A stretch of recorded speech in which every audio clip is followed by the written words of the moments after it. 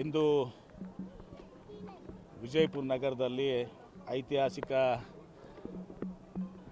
ಈದ್ಗಾ ಮೈದಾನದಲ್ಲಿ ನಾನು ಎಲ್ಲ ನನ್ನ ಇಸ್ಲಾಂ ಬಂಧುಗಳೇನಿದ್ದಾರೆ, ಮುಸ್ಲಿಮಾನ್ ಬಂಧುಗಳೇನಿದ್ದಾರೆ, ಅವ್ರ ಜೊತೆಗೂಡಿ ಇವತ್ತು ಪವಿತ್ರ ರಂಜಾನ್ ಹಬ್ಬದಲ್ಲಿ ನಾನು ಕೂಡ ಅವ್ರ ಜೊತೆಗೂಡಿ ಪ್ರಾರ್ಥನೆಯನ್ನು ಸಲ್ಲಿಸಿದ್ದೇನೆ.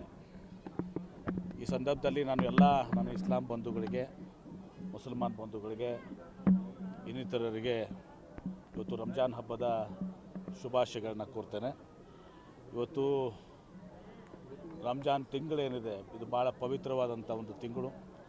ಅಲ್ಲಿ ಎಲ್ಲರೂ ಕೂಡ ಇವತ್ತು ಉಪವಾಸ ಮಾಡುವಂಥ ಮೂಲಕ, ರೋಜಾ ಮಾಡೋ ಮೂಲಕ ಇವತ್ತು ತಮ್ಮ ಮಾನಸಿಕ ದೈಹಿಕ ಶುದ್ಧತೆ ಕಡೆ ಇವತ್ತೊಂದು ದಿವಸ ಆ ಲಕ್ಷ್ಯವನ್ನು ಹಾಕುವಂಥದ್ದು. ಇವತ್ತು ಈ ಸಂದರ್ಭದಲ್ಲಿ ವಿಶ್ವದಲ್ಲಿ ಶಾಂತಿ ನೆಲೆಸಬೇಕಾಗಿದೆ.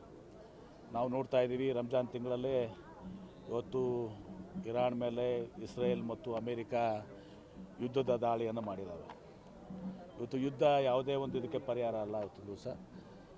ಹೀಗಾಗಿ ಅಲ್ಲಿ ವಿಶ್ವದಲ್ಲಿ ಶಾಂತಿ ನೆಲೆಸಬೇಕು ಮತ್ತು ನಾವೆಲ್ಲ ಕೂಡ ಎಲ್ಲ ರಾಷ್ಟ್ರಗಳು ಪರಸ್ಪರ ಒಂದು ಹೊಂದಾಣಿಕೆ ಮೇಲೆ, ಪರಸ್ಪರ ಒಂದು ಪ್ರೀತಿ ವಿಶ್ವಾಸದ ಮೇಲೆ ಇಡೀ ವಿಶ್ವ ಶಾಂತಿ ಕಡೆ ಇವತ್ತು ಸಹ ಮುನ್ನಡಿಬೇಕು. ಮತ್ತು ಭಾರತ ದೇಶದಲ್ಲಿ ಕೂಡ ನಾವೆಲ್ಲ ಹಿಂದೂಗಳು, ಮುಸಲ್ಮಾನರು, ಕ್ರೈಸ್ತರು, ಬೌದ್ಧರು, ಸಿಖ್ರು ನಾವೆಲ್ಲರೂ ಕೂಡ ಏನು ಒಂದು ಭಾರತ ದೇಶದ ಪರಂಪರೆ, ಸಂಸ್ಕೃತಿ, ಇತಿಹಾಸ ಇದೆ, ನಾವೆಲ್ಲರೂ ಕೂಡ ಒಂದು ಸಹೋದರತ್ವದಿಂದ ಇವತ್ತು ಸಹ ನಾವು ಬಾಳ್ತಾ ಇದ್ದೀವಿ. ಅದು ಮುಂದುವರಿಬೇಕು.